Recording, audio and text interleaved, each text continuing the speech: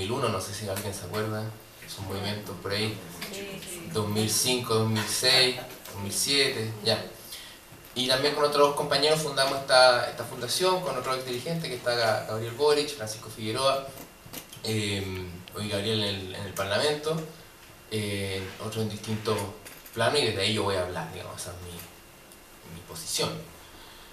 Además uno se dedica para poder vivir a otras cosas que es la labor académica y eso, pero eso es más, tiene para mí una segunda dimensión.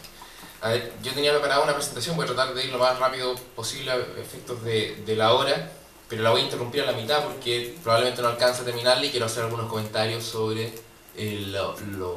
cosas que se han discutido acá en este panel. En primer término, plantear que la educación pública nos lleva a discutir sobre algo que parece obvio, pero que no lo es, y es ¿qué es lo público? Puede parecer de manual, ¿no? ¿Qué es lo público? Resulta que como vivimos en un mundo en que todo tiende a ser privado y que todo tiende a ser mercancía a un niveles extraordinariamente profundos, y que ya en la experiencia comparada, o sea, uno cruza la cordillera de los Andes, en Argentina se ríen de las cosas que nosotros las consideramos mercancía, o que las consideramos susceptibles de propiedad privada, ¿no? Ya Chile en eso, como que es un ejemplo que se volvió un poco loco en el mundo, y no deja de ser irónico que eso haya sucedido bajo gobiernos que en el papel eran de centroizquierda, ¿no? La centroizquierda más profundizadora del capitalismo que yo recuerde en alguna experiencia mundial, ¿no? Entonces hablar de lo público en la actualidad tiene el problema que está contra natura de la tendencia que experimentamos, ¿no? Ahora bien, el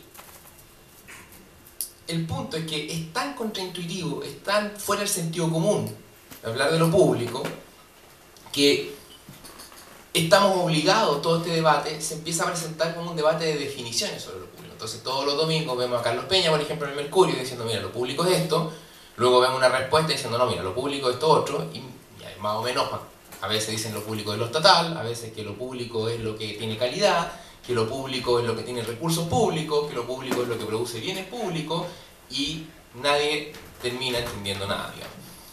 Yo quisiera partir esta exposición tratando de plantear bien la pregunta, porque en la medida que planteamos bien la pregunta, podemos descubrir cuáles son los disensos legítimos y los disensos verdaderos. Si no planteamos bien la pregunta, no vamos a encontrar nunca los disensos verdaderos. Yo creo que todas las definiciones de lo público son correctas. ¿Qué estoy diciendo con eso?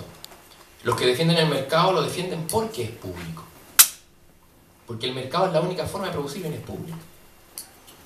Y en eso, si lo llevamos al límite de la argumentación lógica, van a tener razón. Yo me puedo parar de otro lado y decir, el mercado no tiene nada que ver con lo público, que es lo que particularmente yo creo, digamos, el mercado no tiene nada que ver con lo público. Probablemente yo lo pueda argumentar bien. Entonces, esa discusión sobre qué es lo público, todos tienen razón. Entonces el día de mañana, pues, acá como Jaime planteaba, que si el día de mañana, cuando venga la ley de presupuesto y el Ejecutivo plantea que va a haber un aporte basal a las universidades del Estado, porque son públicas, y va a salir el rector de Ignacio Sánchez, la Universidad Católica, va a decir, yo también soy público, que sea del Vaticano, ¿no? Yo también soy público, así que yo también quiero aporte basal, y va a salir don Carlos Peña, y yo también hago bienes públicos, yo quiero aporte basal, y van a salir, y otros van a decir lo público es lo total. Y lo que quiero decir es que en términos del debate todos tienen razón, entonces nos vamos a perder. ¿Cómo plantear bien la pregunta? El problema de lo público. Y ahí yo creo que la investigación de Leonora, luego me había metido a leer en esas cosas en otro momento, creo que da el clavo. Yo voy a plantear que hay dos grandes dimensiones de qué es lo público, dos grandes tendencias de definición. Una es la que le acabo de decir, lo público es el mercado, y otra, que es la que es dominante en el siglo XX, que lo público es la esfera de los derechos sociales que están por fuera del mercado. ¿Por qué esto de que lo público es el mercado lo quiero sintetizar en algo muy que es muy básico de las discusiones de los economistas neoclásicos originales que defienden el mercado y el capitalismo, ¿no? El mercado es justamente el espacio público porque el mercado es ciego de otras formas de diferenciación social que provienen de tu consanguinidad, del color de tu piel, de tu raza. En la sociedad tradicional, ¿por qué yo domino? Porque Dios me dijo, porque tengo la piel de determinado color, porque soy hombre o porque soy mujer. Y en cambio en el mercado, ninguna de esas cuestiones en principio vale. Yo valgo por la plata que tengo y como cualquiera puede tener plata, el mercado es un orden que produce publicidad, produce espacio público. De hecho, el mercado en la sociedad es como la plaza pública, ¿no? Está en la plaza pública y está el mercado. Ese argumento puede parecer bruto, pero es el argumento que sostienen los defensores del mercado hoy. Los defensores de la propiedad privada. Entonces, propiedad privada y dimensión pública son consistentes. Luego, la otra tendencia que se da en el siglo XX es la tendencia de definir lo público, aquello que es lo público, como justamente lo que está por fuera del mercado, porque se hace el siguiente planteamiento. El mercado produce desigualdades sociales, no tiene cómo no producir desigualdades sociales. Y por lo tanto, al producir desigualdades sociales, hace que en el mercado tú no te relaciones con el otro como ciudadano, sino que te relacionas como consumidor y bla, bla, bla, digamos, eso ya lo conocemos. La clave de la constitución, del periodo histórico de Leonora no alcanza a cubrir, ¿no? La clave del año 80 es que ocurre una reversión de los avances de lo público y un avance justamente de lo privado en la constitución del año 80. Pero esa reversión, eso es lo que quiero plantear, es doble. Es doble. Es contra los dos sentidos de lo público, no solo contra uno. A ver, veamos. Primero, es contra la idea de la educación como derecho social, porque la privatiza, lo conocemos todos, ¿no? Ya no voy a ahondar en eso. Pero también es contra la idea de la educación, digamos, de la educación como una dimensión pública por fuera de la familia. Yo trabajo en la Universidad de Chile en una investigación que estamos haciendo por qué los papás eligen la escuela de sus hijos, ¿no? Y la familia Opus Dei, me tocó entrevistar a un par de personas, de mamás, digamos, familias con 13 hijos. ¿Sabía que existía? No, existe. 13 hijos con colegios de 300 lucas, es harta plata. Yo el otro día. Es harta plata, pero no se preocupen, esos colegios la reforma no nos va a tocar. No se preocupen por el futuro de sus 13 hijos. Si tienen 2 y pagan particular subvencionado, están jodidos. Ya. Porque elige colegio contra la noción de la escuela como una dimensión pública, incluso de mercado. Porque es la familia la que tiene la tuición de la socialización del niño, digamos, de ponerle sus creencias, sus valores, etc. Por lo tanto, lo que quiero plantear es que con la reforma de la dictadura no solo se constituye un mercado de la educación, sino que volvemos al Estado portaliano. No solo hay un problema. ¿Cómo yo puedo demostrar el problema del Estado portaliano? ¿En qué me baso para decir esto? Digamos? Para decir que acá hay un retroceso no solo de lo público entendido como derecho social, sino incluso de lo público entendido como cosa básica del proyecto moderno. En lo siguiente, que el experimento educacional chileno no tuvo ninguna de las consecuencias previstas por los reformadores neoliberales originales. Ninguna de las consecuencias previstas. ¿Qué pensaba Friedman en educación? Friedman, que su problema no era el lucro, porque para Friedman el punto central de los mercados educacionales no es la búsqueda del lucro, es la competencia por el voucher. Friedman pensaba que los colegios al competir iban a mejorar.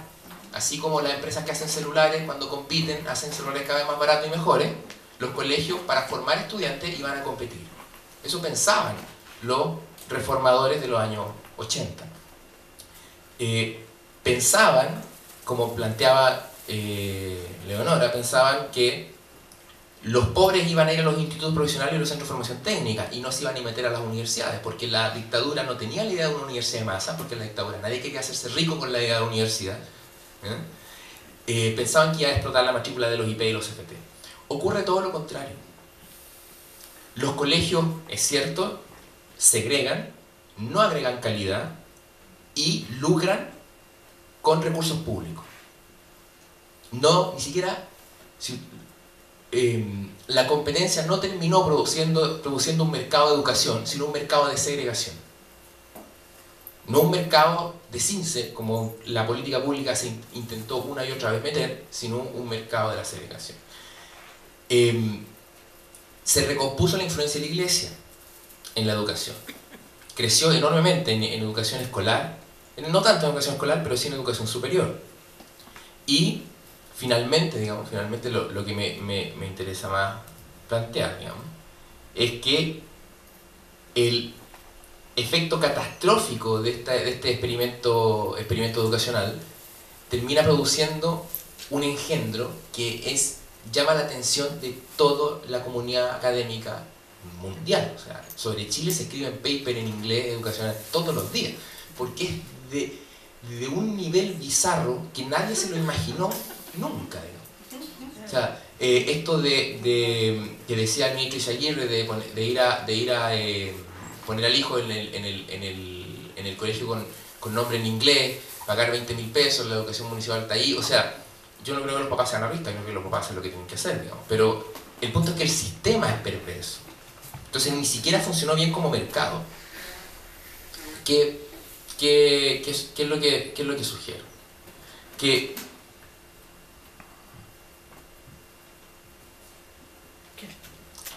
para plantear el problema de lo público, entonces, nosotros estamos en una doble encrucijada.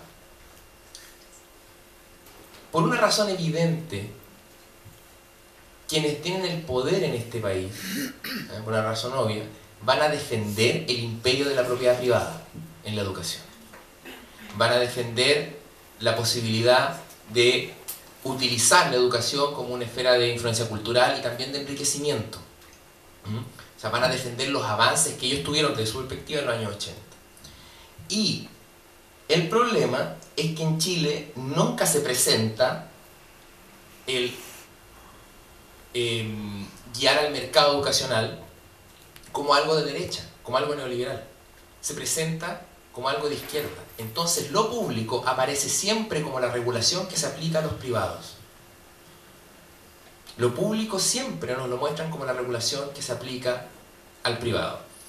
Y eso se hace porque ya el nivel de retórica es realmente enceguecedora, ¿no? Yo les voy a leer, quiero leer un pasaje de Brunner sobre esto, él argumentando por qué el Estado tiene que subsumir su rol público en administrar a los privados. Dice: el Estado emerge en las nuevas condiciones como el único órgano potencialmente capaz de proveer conducción estratégica a la sociedad, de erigirse, se podría decir, en el intelectual orgánico del mercado, para complementar y aprovechar la capacidad innovadora de este, que un día llevó a Marx a admirar su capacidad de producir obras muy superiores a las pirámides de Egipto, los acueductos romanos y las catedrales góticas. Eso dice Brunner, citando a Marx para defender el imperio de la propiedad privada que construyó en los 80. ¿Cómo estamos? Estamos bien, ¿eh? Marx para defender el retorno al Estado portaliano. Entonces, el problema de lo público hoy es que lo que siempre ha hecho sistemáticamente la Concertación es que con una retórica de la versión del siglo XX de lo público, en realidad lo que hay es guiar al mercado en los instrumentos concretos. Y la educación pública se está yendo va disminuyendo matrícula, concentrando cada vez menos presupuesto sistemáticamente. Después del año 2006 hubo menos educación pública, hubo más recursos para la educación privada y hubo más lucro. Después de la LG. La ley SEP, que es como uno viaja a Argentina, uno no puede decir Menem porque la gente se enoja, uno va a una municipalidad y uno no puede decir ley SEP, ¿no? Porque ocurre como lo mismo. Entonces, ¿dónde está el problema? ¿Es acá que la Concertación entonces es una máquina de mentirle a la gente, entonces vamos, políticos de eso? No, no es tan simple. es que cada intento que hay de controlar a los privados por una relación de fuerzas de la política chilena que es tan estrecha, termina, la toman los poderes fácticos, la agreden, la llevan a pactar en sus condiciones y terminan teniendo más recursos que ayer. Y eso está pasando hoy.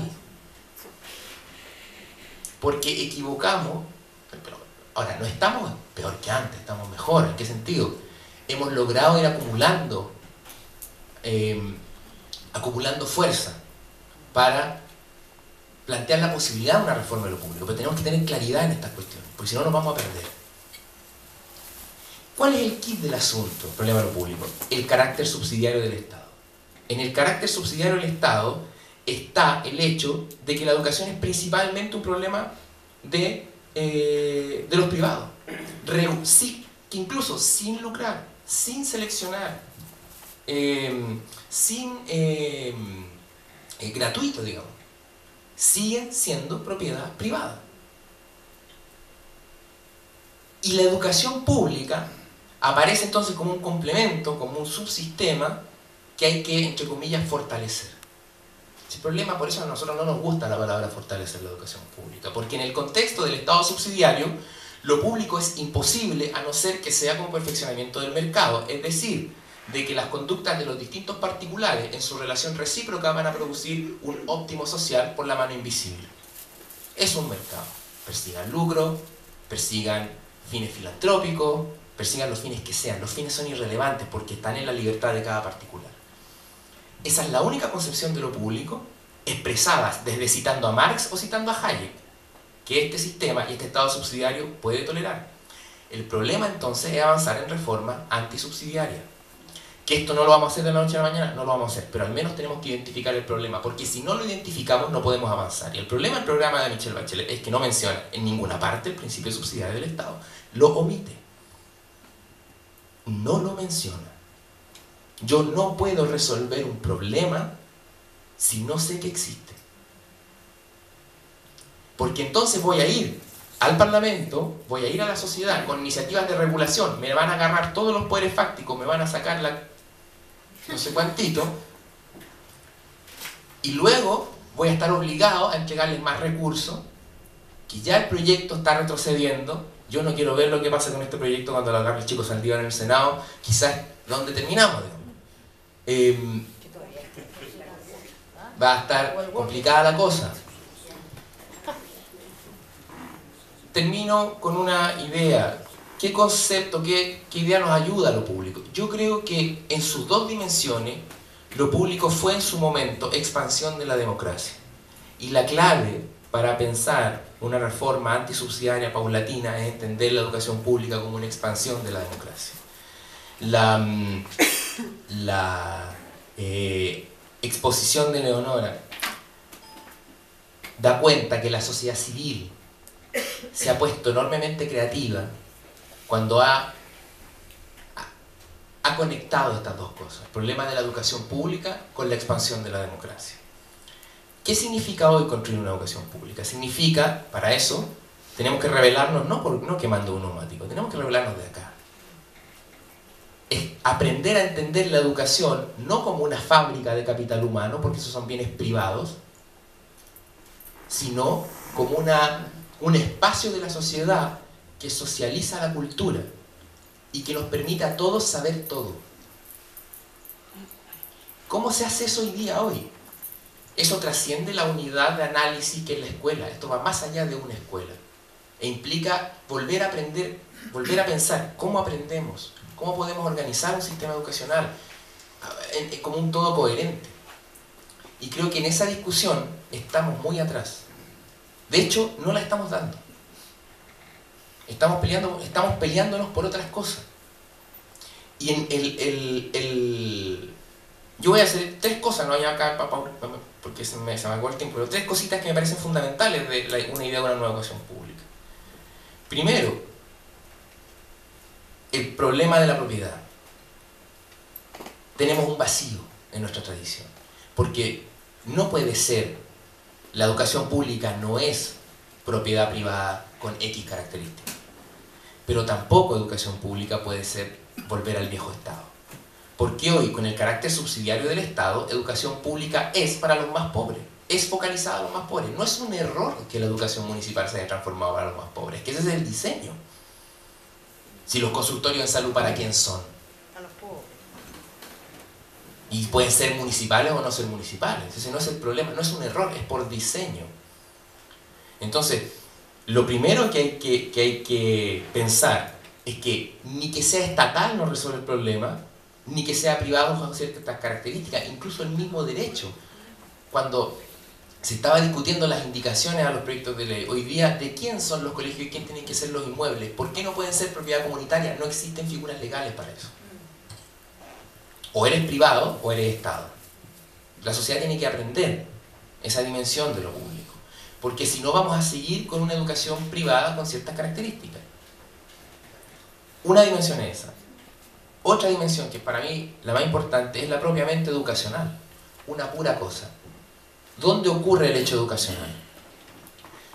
Para el capitalismo, que está aprendiendo a mercantilizar la educación, el hecho educacional ocurre en la fábrica, porque es producción de capital humano.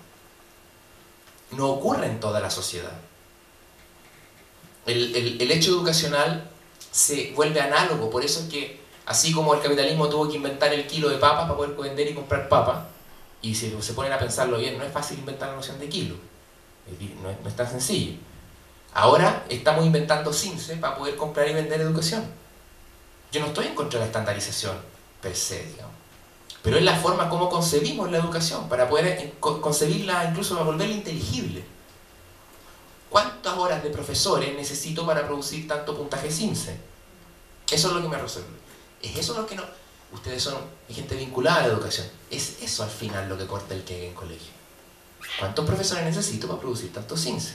Podemos volverlo estatizado, podemos volvernos locos, podemos volvernos altalinistas, estatizarnos toda la discusión, toda la educación. Seguir haciendo eso y no vamos a tener educación pública. Vamos a tener educación burocrática, vamos a tener educación estatal, pero no vamos a tener educación pública. ¿Cómo avanzamos entonces en educación pública? Tenemos que entender que el proceso educativo se da en la sociedad, no en la fábrica. La sociedad es la fábrica. Entonces, organizar un sistema educacional con fronteras porosas con la sociedad. ¿Cómo se hace eso? Tenemos que aprender, porque no está escrito. La sociedad todavía no inventa la educación pública del siglo XXI. Y ustedes pueden decir, no, pero es que los jóvenes tienen que aprenderlo, los jóvenes tienen que hacerlo. No, no, no. Todos tenemos que ponernos a pensar eso. Los movimientos sociales han hecho un aporte enorme en ese sentido, de poder pensar la educación de manera distinta, pero de los profesores necesitamos mucho más de lo que hemos tenido hasta ahora. Los profesores pueden aportar a la discusión educacional mucho más que los 5 puntos que está negociando el colegio de profesores. Y yo no creo que haya sido un impasse. Yo le agradezco a los profesores que dijeron que los profesores podían aportar algo más que eso, y que eso era totalmente insuficiente en términos del rol de la incorporación de los profesores al proceso de reforma. Ese impasse se llama democracia. Entonces, tenemos que aprender a entender que la educación y los procesos de construcción de conocimiento ocurren en la sociedad, y tenemos que organizar un sistema educacional, y esto es mucho más grande que fortalecer la educación actual. Es mucho más grande que eso. Ni siquiera estamos dando la discusión. Una última cosa. Este carácter democrático que hemos aprendido de la educación tiene que ver con lo siguiente. La educación, sobre todo la universidad, no puede seguir siendo atributo exclusivo de los expertos. Porque decir educación pública es la promesa de la sociedad moderna, de que todos los conocimientos son de la sociedad. Ricardo Paredes, un economista de derecha, asustado el otro día, nos decía, oye, pero córtenla con esta cuestión de la educación en derecho, no se le va a ocurrir hacer que los doctorados sean derechos sociales universales y los doctorados sean gratuitos. Debiesen serlo. Porque hay que aceptar que